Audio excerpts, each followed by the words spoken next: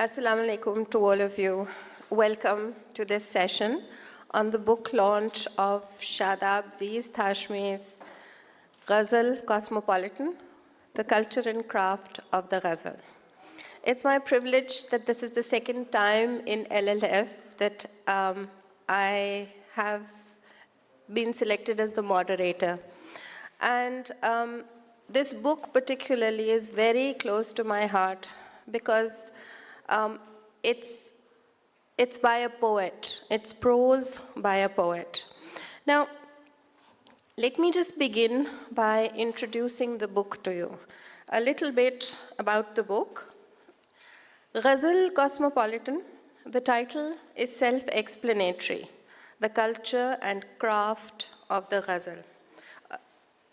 It begins with a tribute to her mother.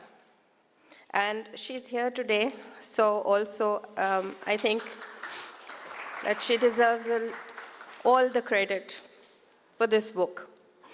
Let me just read to you the credit itself. For my mother, who steadied my fingers and held my hand as she taught me to form letters of Urdu on the right side of the page and English on the left. Now, this is not just a tribute to a mother. This is also a tribute to the two languages who have been, I think, Hashmi's mothers in all this, Urdu and English.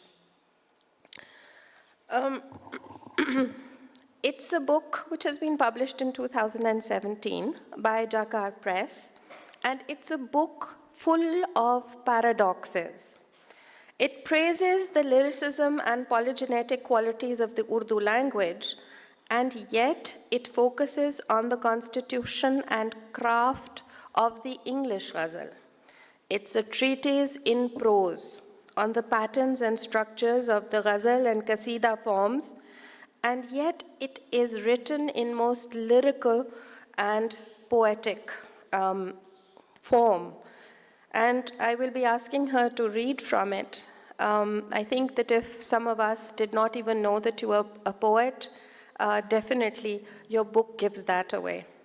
It traces the historical development of the ghazal and qasida forms, and yet it's also an etymological treasure. It traces the root words from in Urdu, from Turkish, Persian, drawing on various linguistic forms from Urdu and Arabic as well. In Hashmi's book, even the culinary and linguistic are paradoxically balanced, because you are not just hearing words or reading words, you are tasting them. She uses a lot of onomatopoeia, she uses a lot of sibilance. Therefore, the reader of the book is made aware of all his or her five senses, which are needed to unlock the treasures of this book.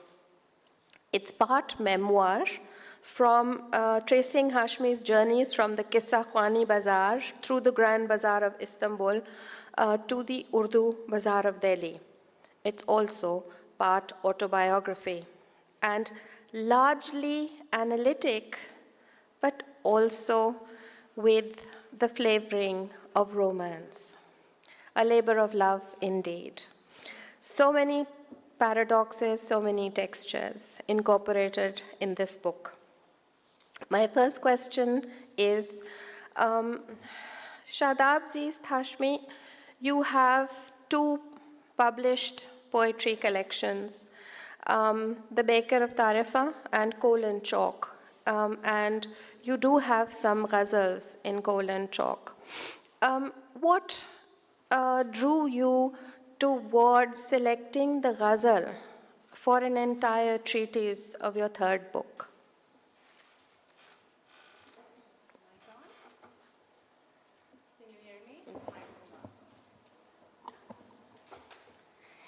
Assalamu alaikum, everyone. I'm very happy to be here. Thank you, Dr. Amra Raza.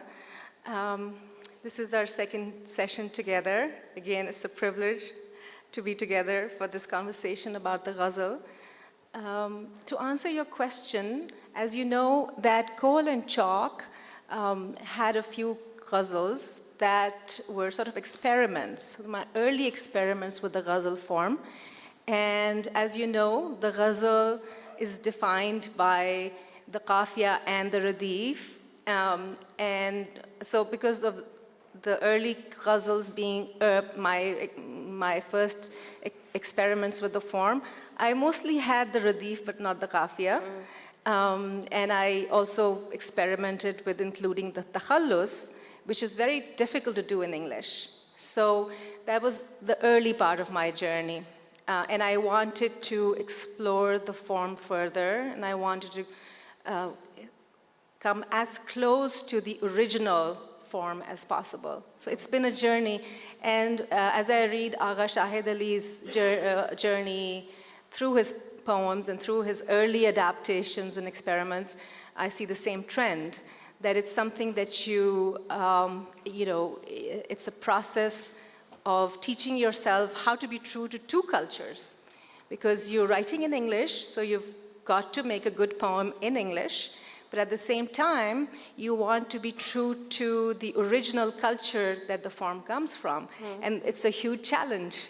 And it's a bigger challenge for poets who belong to the culture of Urdu aesthetics and Persian aesthetics, because we know the culture more deeply than people who are just encountering the form in English and just following the rhyme scheme and making poems that way. The book is divided into various sections, and in order to give you a flavor of its lyrical tone, could I ask you to read something from the beginning of the book? Yeah, so as Dr.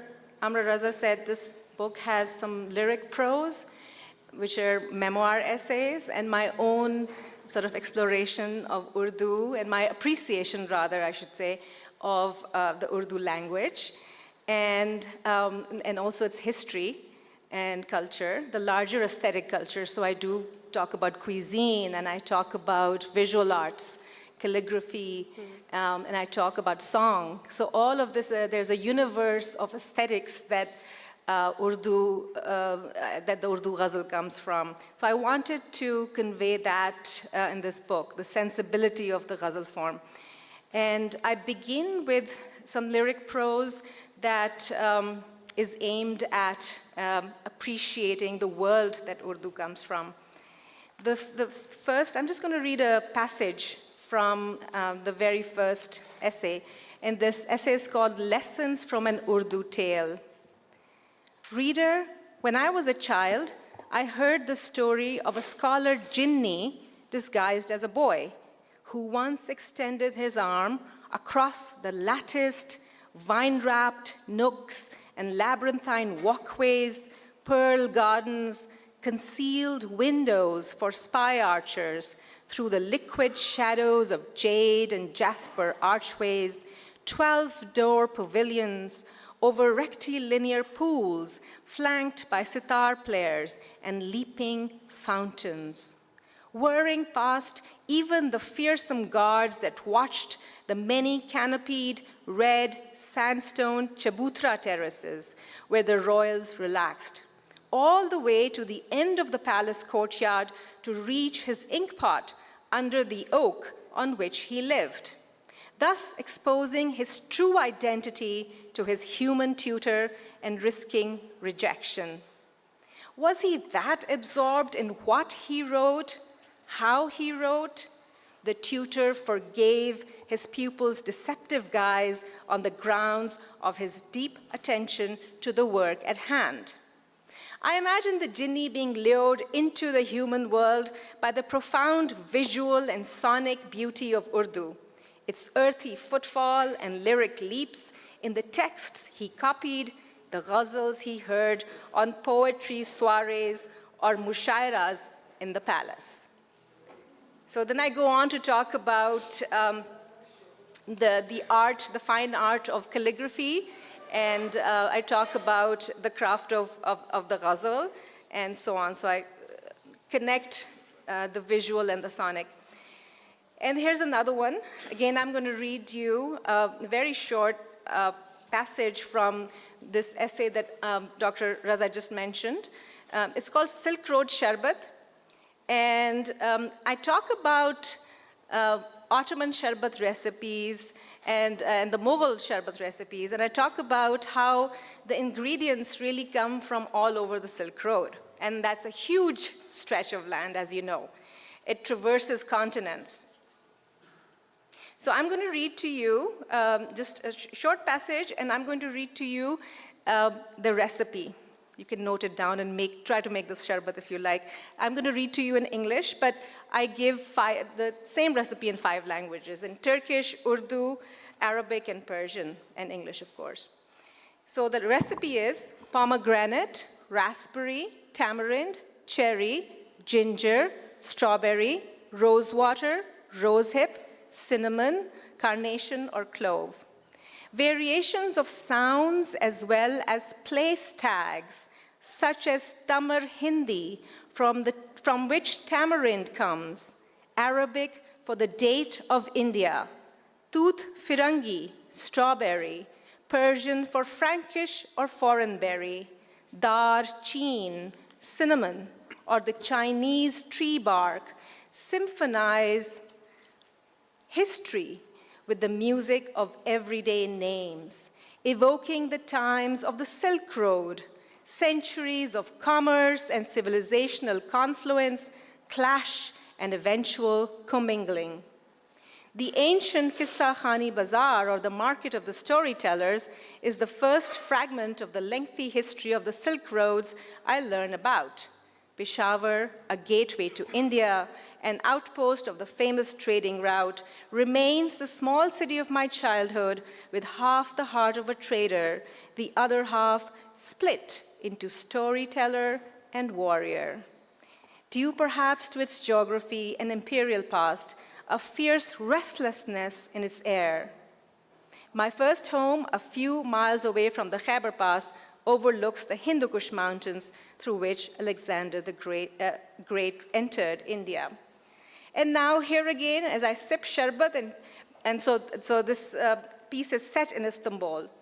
And now here again, as I sip the sharbat and take in the names of various fruits, roots, herbs, and flowers grown and known first in China, in ancient China, India, Persia, the Mediterranean, or Central Asia, passed on over centuries across the networks of trade routes stretching from China to Europe, combined in an imperial drink. I also take in the singular flavor of hybridity, leading to the synesthesia underlying language. Isn't anar the jeweled fruit of miniature painting and proverbs, a startling red with nar, the Arabic word for fire, in it? And anar kali, the fruit's bud in Urdu, a cultural motif signifying beauty. And roman, Arabic for pomegranate, also the word for romance in Urdu, though likely from the Latin root of Rome. And are not the seeds of this spectacular fruit so much like garnets, possibly bearing a resemblance via Latin to the word pomegranate in English? And rasbhari, meaning full of nectar in Urdu, derived possibly from Sanskrit, nearly the same as raspberry in sound. And isn't it curious that imli, tamarind, is similar to the date in texture and color, but altogether different in taste, one being very sour, the other very sweet. Yet, all the words for it in the list are related to the Arabic Tamar Hindi, the date of India. And isn't shahdana, cherry, or king grain reminiscent of the Syrian king who imported cherries in silk pouches carried by homing pigeons? One could go on, which is the supreme gift of this enterprise for searching for origins and mutual influence to a poet. Thank you. I think that was a wonderful reading. Thank you. And I also think that the reading validated what I said at the beginning. It's very sensuous, it's very poetic and lyrical prose, it's historical, it's a linguistic etymological study. Everything comes together, so many diverse elements. A question I would like to ask you, as I was reading the book, you begin by waxing eloquent about the Urdu language, its flexibility, how the language of the camp draws so easily and absorbs language from Persian, Arabic, from Turkish. These and all this adds to the richness of the texture of the Urdu ghazal. This flexibility, this gift of absorption is also found in the English language. And you write that if poetry is a search for who we are, I found myself searching in language, not land. Land in its aspects worth remembering becomes language. If I carry language, I carry land. And you talk about how loan words are so easily absorbed by the English language. They are welcomed. In fact, so much so that nowadays you also have words like garam masala in the Chambers Dictionary. So English is very, very flexible. And you write, I left one country as a daughter, became a mother in another. And English absorbs, brings together the Germanic, the Latinate sensibilities, whereas Urdu combines Arabic, Indic, Persian, and Turkic ones. Now, how far do you think that this ability to absorb, this gift of flexibility, contributes towards the richness of the English ghazal, as it has been taken up by various writers and yourself? Okay, so I think there are two aspects to this. The first one, as you mentioned, is adaptability. So both these languages are imperial languages, as you know. And Urdu absorbed these influences from Persian and Arabic and Sanskrit and Turkic dialects. And English is a combination of Germanic and Latinate traditions, linguistic traditions. And this affects the sound of Urdu and English. So a poet writing in Urdu will know which diction to pick depending on the tone, the emotional tone of the verse. And the ghazal actually allows you to change the tone from couplet to couplet. And you have minimum of 5 couplets.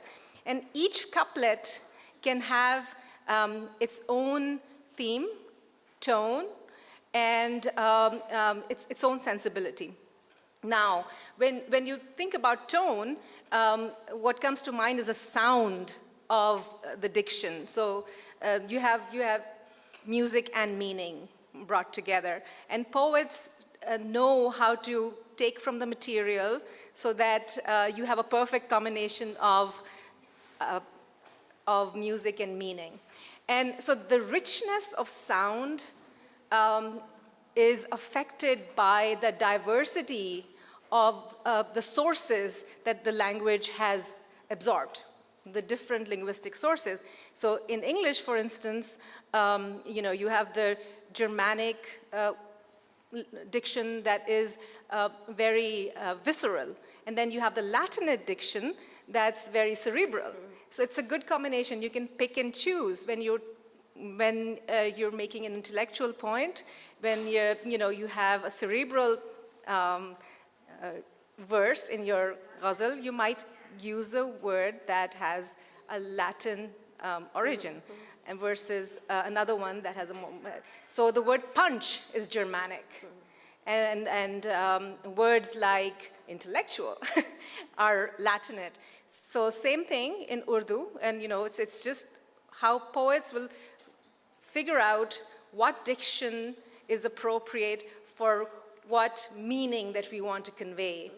And today, English, as you said earlier when we were talking, that both languages are imperial languages, but English today, English poetry has absorbed a lot of influences from the poets who belong to different cultures and are writing in English.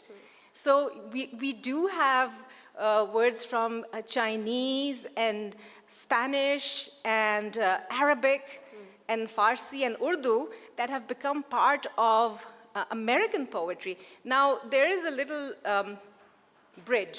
It doesn't just happen. It takes time for a word to become part of another language. Like you said, garam masala is in the dictionary now. The contact between the British in South Asia brought about this change. It happened over time. It didn't happen immediately. And today in America, there are lots of immigrant poets from all over the world who are writing poetry in English. They're not just doing translations, they're writing original poetry in English. And so they're bringing some specific cultural elements that can only be expressed in the original language. So, for instance, the word abuela in Spanish means grandmother.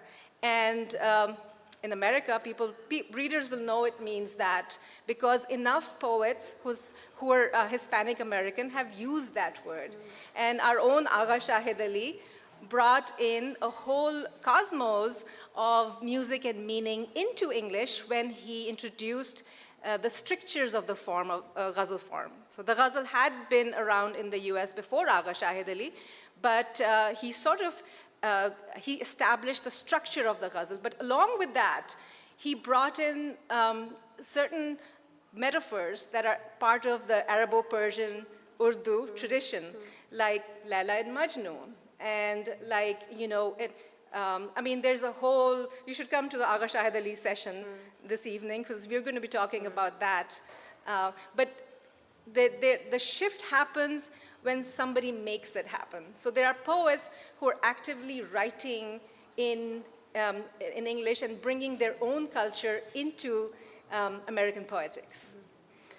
I think since we are talking about sound and meaning and music, I think this would be the right time to request Shadab to read us two of her ghazals.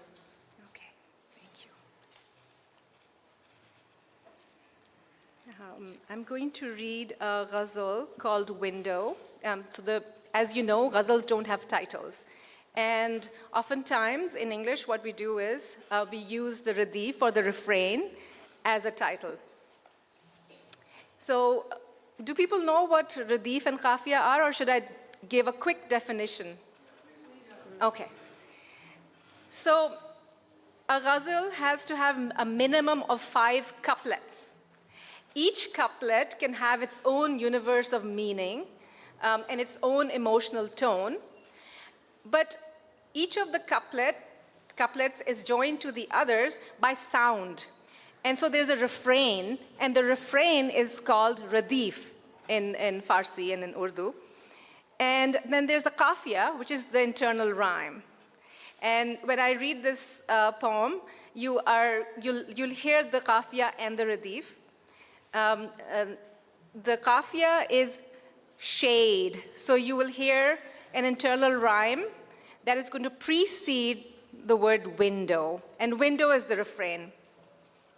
And I'm going to read it in the traditional Urdu style, so there's going to be some repetition. It makes it easier to understand. Tea kettles are filled with pebbles. Lizards lie in the shade of the window. Tea kettles are filled with pebbles. Lizards lie in the shade of the window. When the roof has thorns, doors bricked up, hope is made of the window.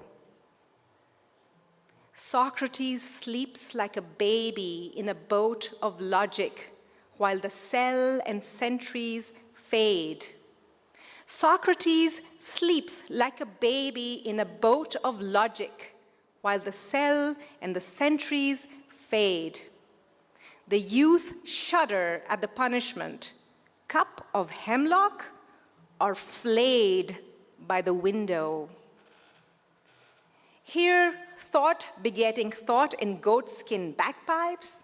Here, logic in rain.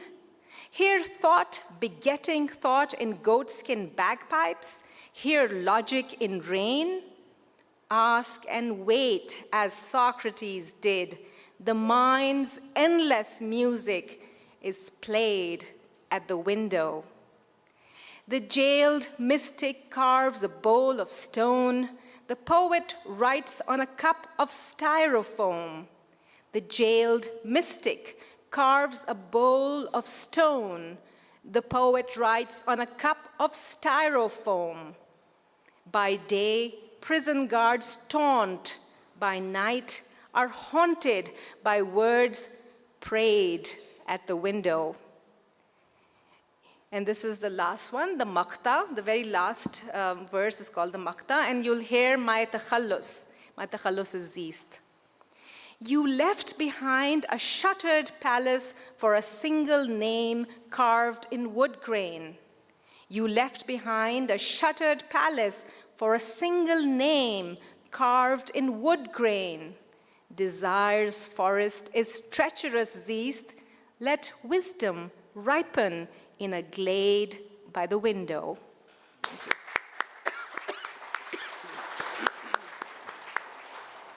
Musical indeed. We'd like another one.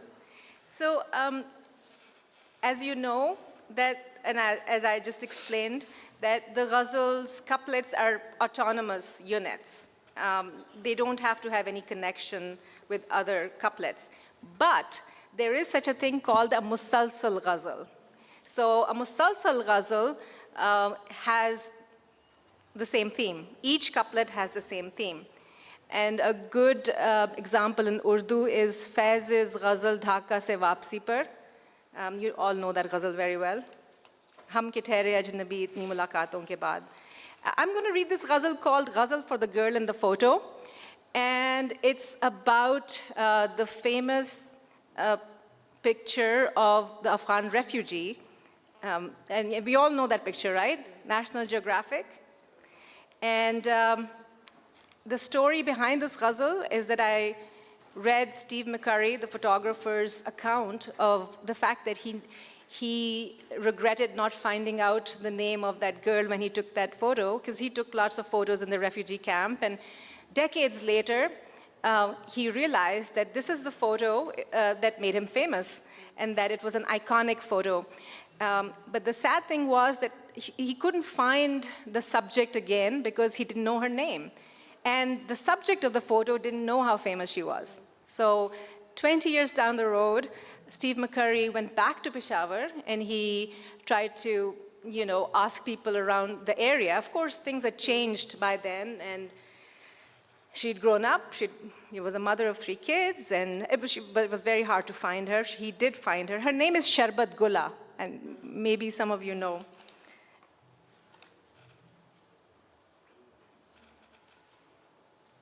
You became the girl with the piercing eyes when you found your country swiped by a stranger. You became the girl with the piercing eyes when you found your country swiped by a stranger. In Kabul's snow, a missile turned your mother into coal. Your last tears were wiped by a stranger.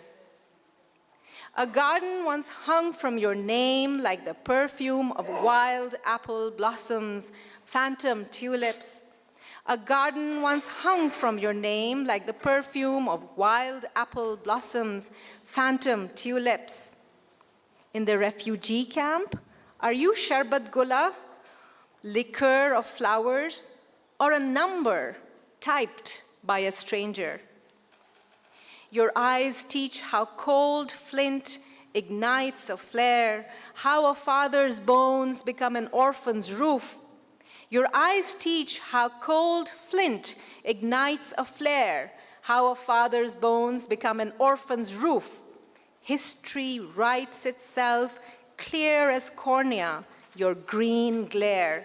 No whitewashing, no hype is stranger. Pity the empire that failed to decipher the disdain in your eyes, the hard stare of war. Pity the empire that failed to decipher the disdain in your eyes, the hard stare of war. Pity the first world's pity, the promise of friends who show up as every type of stranger. And here's the maqta. Zeest, return to the arms of memory, the riddle of its minefields, velvet lullabies. Zeest, return to the arms of memory, the riddle of its minefields, velvet lullabies. To the lilt of this land, its lyrical storms, its bells and bagpipes, you're no stranger. Thank you. What a wonderful rendering of your ghazals. Thank you. This English ghazal mushaira today reminds me of so many Urdu mushairas as well. And the question that comes to my mind is that the ghazal is greatly dependent on the dramatic and the performative element, which is created by the rhyming radif and the requisites of the mushaira. Kuch adab hote hain mushaire ke. How far do you think this can be recreated in the English ghazal or by the English ghazal? I think this is the biggest challenge as far as the ghazal is concerned, because the aesthetics of the poetry reading, the etiquettes of the poetry reading in English are very different from those of Urdu. And there's a world of difference. But I talk about the performance element of the ghazal, and I also talk about, when I'm teaching the ghazal, I also talk about how when poets are composing the ghazal, they're already imagining a mushaira audience. Exactly. And so I show film clips, because that's the only way that an American writer can understand what it's like to be in the midst of other poets in a mushaira, delivering one's couplets. Mm-hmm. And each couplet, you can only understand how to write a proper couplet, proper ghazal couplet, when you see a mushaira and you see how it's really a complete unit. It's really a poem within a poem. So at this point, I think poets who've been writing the ghazal for a long time, American poets who know the form well, will try to recite it in a way that is, I wouldn't say stylized, but that is more focused on performance, because they know the history and they know the sensibility of the ghazal. And this is one of the reasons why I wrote this book, was that I wanted to convey the sensibility. We already had the form, and we've had it for 60 years, but it's not enough. It's not enough to just, take the mold and very coldly adapt it into a different language. It's very hard to call those poems ghazals, because the effect is not the same. And the effect, because I grew up in this culture, I know that there's a rapture that happens in the mushaira when a ghazal is, there's a big Absolutely. outburst. And that's such an important part of the ghazal sensibility that it had to be conveyed, it had to be explained. One had to make a point that this is how it's done. Now, my students or, people who are well-versed with this are actually, putting more of a focus on proper recitation. But I don't know if it's ever going to be, completely adapted. That's probably not going to happen ever. In the book, there is also an interview It's Writing the Ghazal in English, an interview by Arif Akar, where Arif Akar interviews Shadab, Zeest, Hashmi. And in a question which is similar to the one I've asked, she replies that at my recent talk on the Ghazal form in Istanbul, writer Eric Mortensen asked if this sensibility can be called its Ghazal's ada. And she says that she finds that quite accurate and a charming definition. So she says also that to a certain extent, yes, when I read my own ghazals, I invite the audience to chime in as I deliver the redif or refrain. I try to recreate the communal feel of the ghazal in this way. Now, to my mind, this would imply that the poet would also have to be as musical as and eloquent as you are, because not all English poets would be able to recite their poetry, which in turn would be lyrical, but they may not be able to recite that as well. So I am assuming that for Urdu, the shair has to also be extremely eloquent. In English, it's considered rude to interrupt when someone is reciting a poem. So after every 2 lines, if someone from the audience would say, wow, it would be very rude. But on the other hand, in the Urdu mushaira, wah, and the poet would be greatly inspired. Right.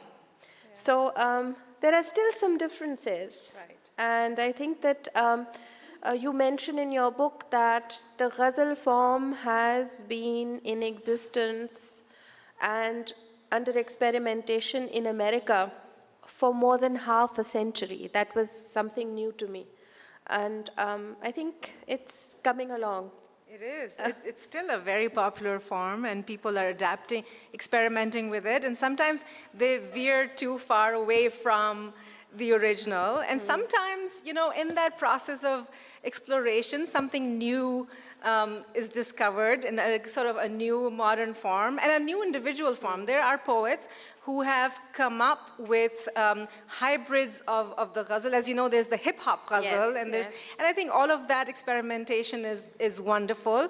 As long as we know the rules. Tell us something about the hip-hop ghazal. Do you know about the hip-hop ghazal? I really don't know that much about it. Well, so I think this is something that you could just Google, and you can find hip hop ghazals, and it's an African American form which came out of the ghazal, of course, but there are also newer versions of that. I think the hip hop version is maybe 15 years old or something. But these trends are tailored according to the poet who's writing these poems, and so there's several poets who are refreshing the form in that way. But I believe, I'm going to repeat that it's important to know the rules before you break them. So it's very important to know. And the reason why I wrote this book is because it's not just the form. You have to know its history and its cultural flavors before you say that, okay, I've written a ghazal in English, and this is so it's that awareness of what you're borrowing and honoring the culture that you're borrowing from. I think that's important.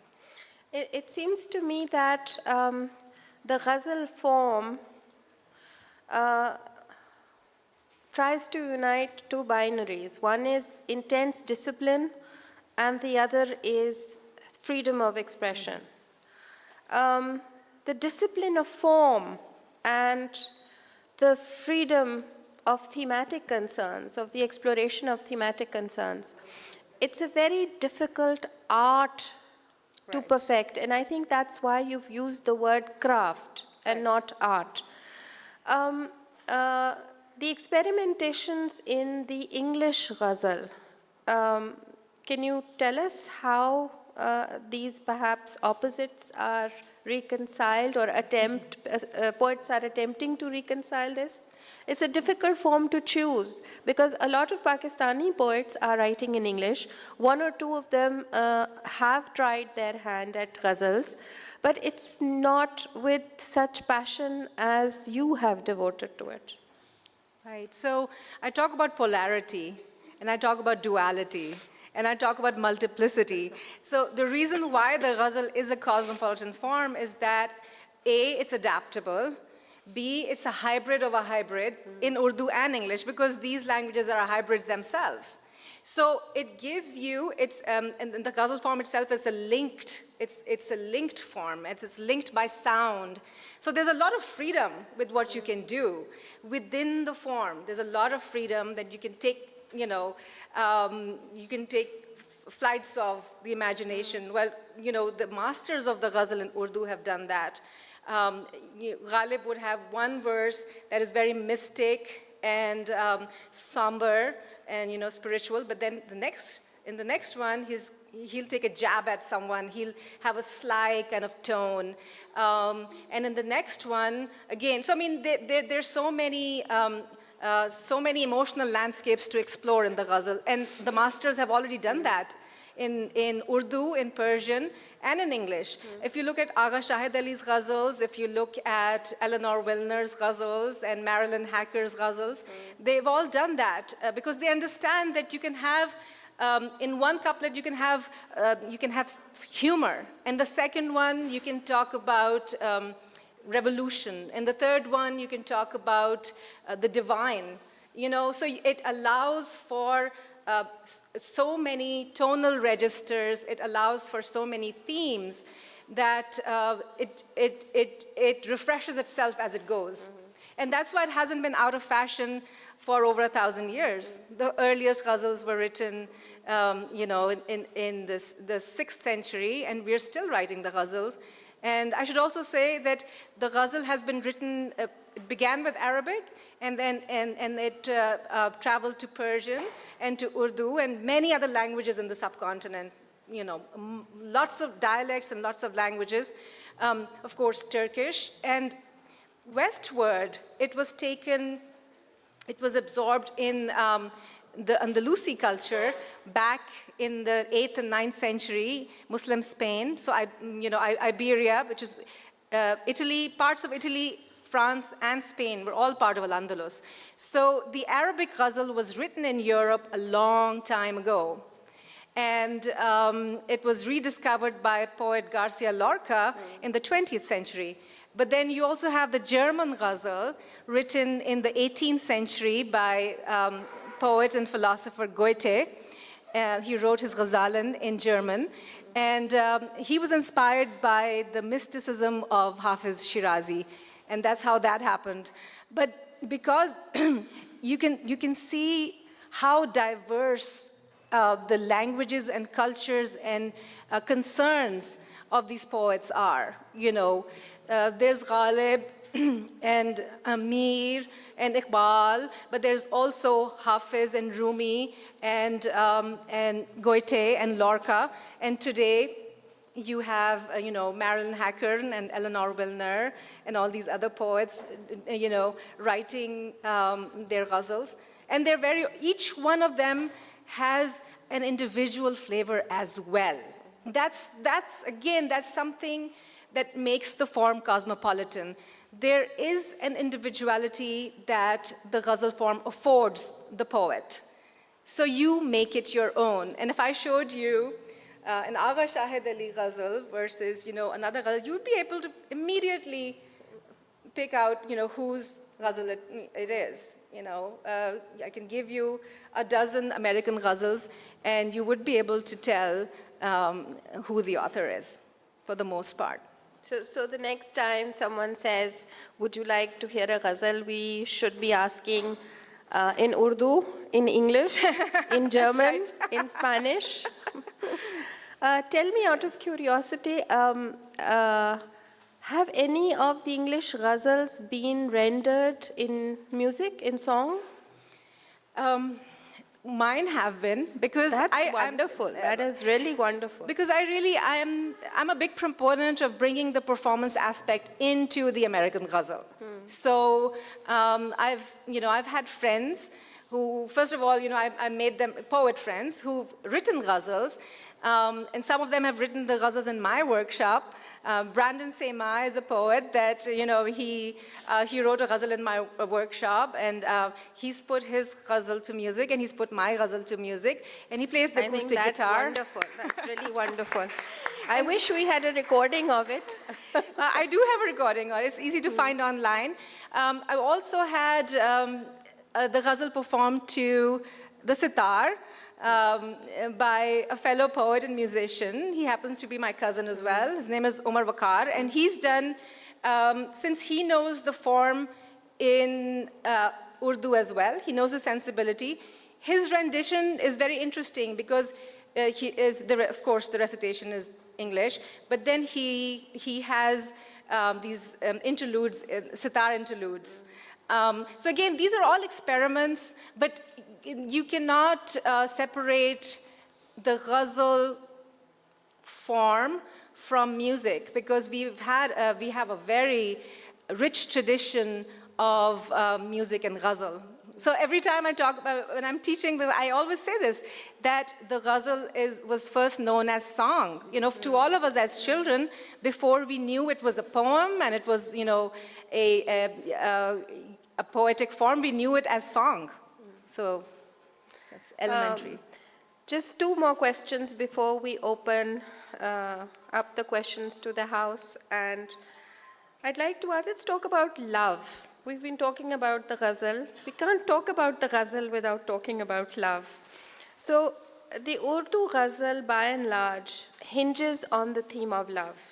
How would the English ghazal negotiate with these thematic demands? This is a very important question. As you know, that the ghazal was a romantic ode in the longer qasida poem. So the original ghazal was actually a short segment of the long qasida poem in Arabic.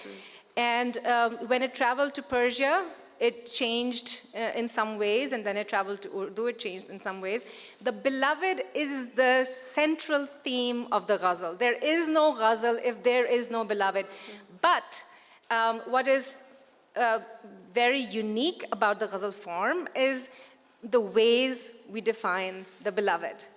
And it is the idea of the beloved. The beloved is actually an idea.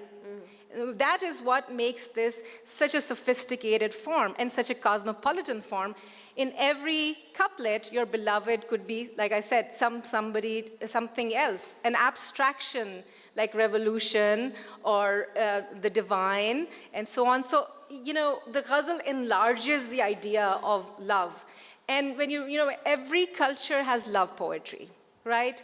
And we know that there are lots and lots of levels of that. We have lyric poetry, that's love poetry, that's very light-hearted. But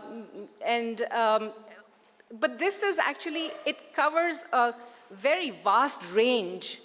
And that's the reason why it can handle very sort of, high mystical ideas, as well as, the more sort of,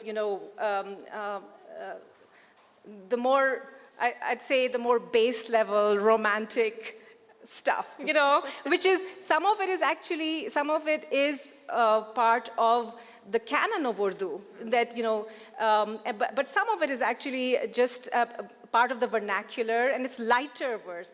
Ghalib has the whole range. He's got the most difficult verses, but then he also has some really witty and some very light-hearted verses as well.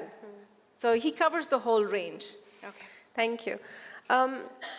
What would you like to tell our creative writers, the ones in the audience? I'm sure there are many of you who would like to try their hands at writing ghazals. So any advice for them?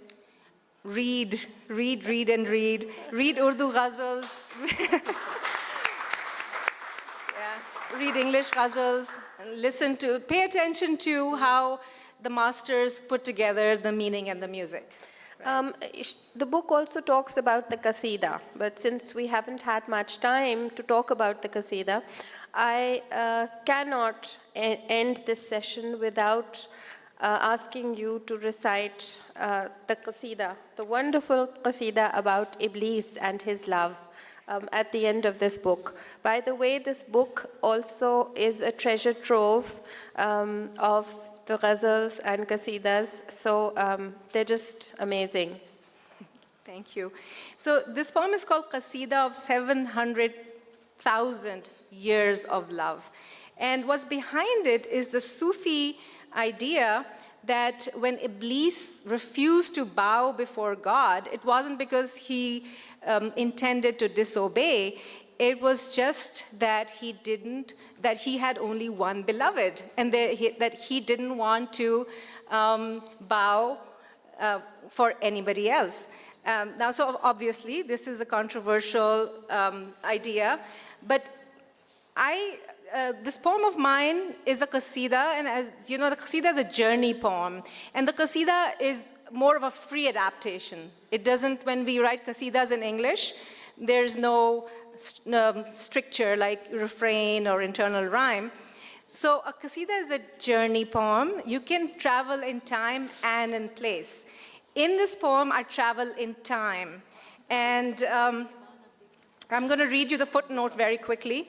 In the Islamic tradition, Iblis was a devout jinn, a creature made of smokeless fire, who worshipped God for 700,000 years before Adam was created. He disobeyed God by refusing to bow before Adam, and from then on became Shaitan, or Satan, the evil one.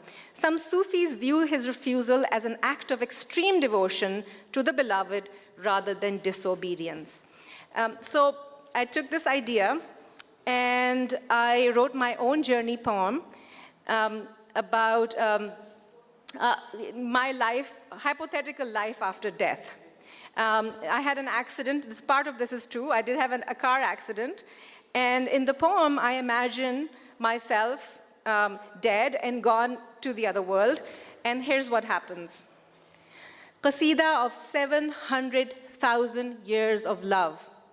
So death's muscle was pulp, a breeze past a dandelion, its hold frost, a weak clam, gripping me when the Honda fell into a crater off the interstate. True, the last breath was thin as a veil caught in thorns, but it was swift, and I entered Iblis's study.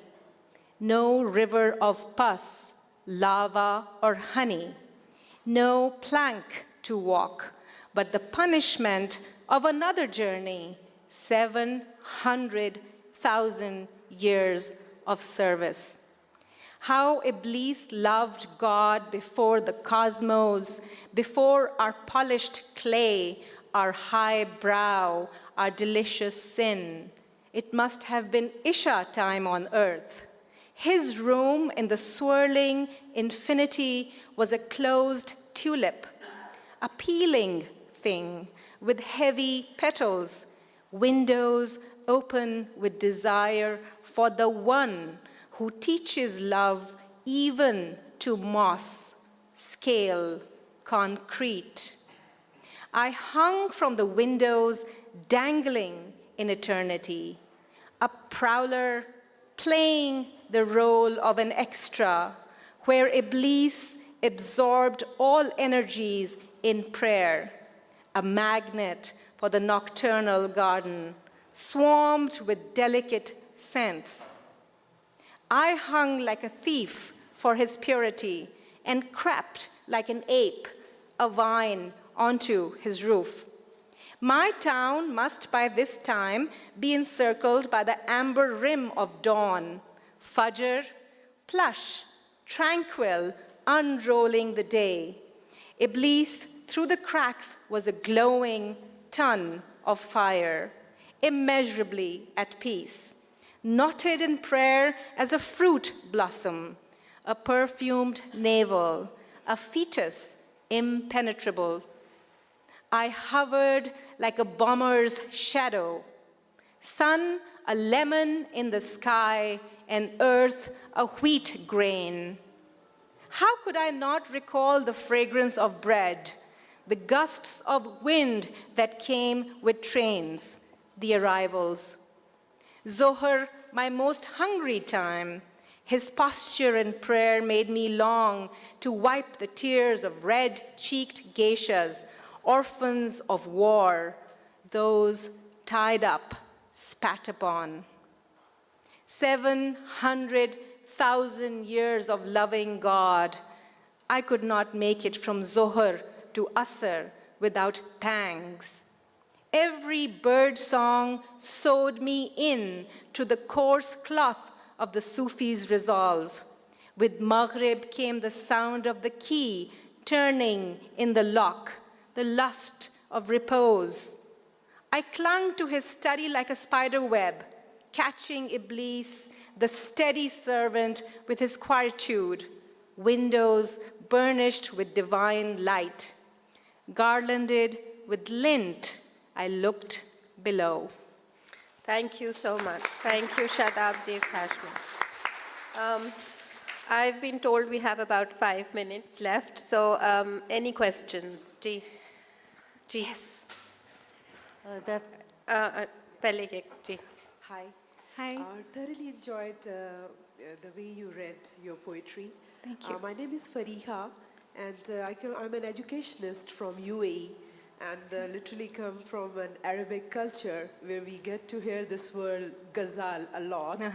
And ghazal thought to mimic the intensity of the hunted animal's last cry. That's right. And that last cry, and the last cry could be of a beloved, and could be a person or a place or something very less tangible. So I just would like to know that how do you relate that last cry with every ghazal you wrote? Right. Oh yeah, that's my question. So Thank you. I can give a very short answer. That last cry is one of the meanings of the ghazal, but it's actually a metaphor for intensity, for depth of feeling, and that's all it is. And you know, I mean, to be honest, I would like that sort of intensity in poems that are not ghazals. It's just a poetic way of saying, you know, authentic emotion, not just something that's on the surface, but something that's intense and genuine. Thank you. Ji, Yes. aapka question. Two very quick questions. I've just come from another conference on Punjabi and language. We have a crisis of language. We cannot settle even in this country what to speak and how to study in schools, which means there's a huge disconnect with language in the first place. Yes. And what you've been sharing means that there has to be at least a conversation on language, so that at least we could, even in what you write in English ghazal, actually you've traversed so many languages to be able to come to that point. How do we address that? That's one question. And the second one is to Dr. Azra, that, you know, this fabulous work that is coming out, how do we get HEC and universities to make it as part of our mainstream curriculum? Because that is the most contemporary rendition of understanding language as feeling, language as being productive, and language as transformationist in Pakistan. Otherwise, you know, sometimes we feel, as Aisha Dalal said yesterday, that we are lost. Absolutely. Ji, I would let Shadab answer. That's a first. fabulous question, and I do talk about that in the very beginning of the book when I talk about ghazal as a lyric of pluralism. And one of the reasons why I talk about Urdu's hybridity is because Urdu has had, as an imperial language, it has had its own tyrannies. And this can happen with any language, whether it's imperial or not. We live in a world of limited resources, and we're all vying for resources all the time. And Shahid Ahmed Dehlvi said something very beautiful about Urdu and something very true. And he said that Urdu is a very generous language. It will absorb influences and it will borrow and it will honor different cultures. But the speakers of Urdu are not always generous. And it's true for, it can be true for all of our languages in Pakistan. If we become purists, so there are two ways of looking at it. If you're an academic and a poet, and you want to have an in-depth appreciation of a language, you get into this mode of excluding other things because you're just focused on that one language. There's another way of looking at things. In this book, this book is an ode to Urdu for the pluralism it allows. Yes, and that's not just the pluralism, that's not just taking in sounds and influences and ideas from these, you have Sanskrit on one end and you have Arabic, and they're very different sensibilities and civilizations, very old civilizations. But Urdu has a way of doing this in a way that is harmonious, and the ghazal, as Urdu's pride, really brings that out. And again, in this book, the beloved really is a plurality. So I talk about performance, and I talk about the mushaira, and I talk about how there is no mushaira if there's no interaction. That to me is another aspect of how the ghazal welcomes plurality, and it turns its back on being exclusionary and being sort of, being unfriendly. And so, I mean, I totally agree with what you said. And in my experience, I've seen the same thing, that we end up being tyrannical with, our false ideas of which language is superior. And we've hurt ourselves a lot in our history because of that. And this is my way of honoring, cultures of the past, even the British culture, which, there are tensions. I write in English, but I'm a Pakistani poet.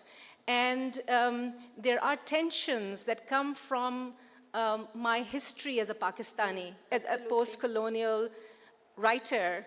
And the tensions are accommodated by English. They're not always appreciated. I may or may not get published if I'm saying something that doesn't agree with somebody's political ideas. But the point is that I view both languages with love.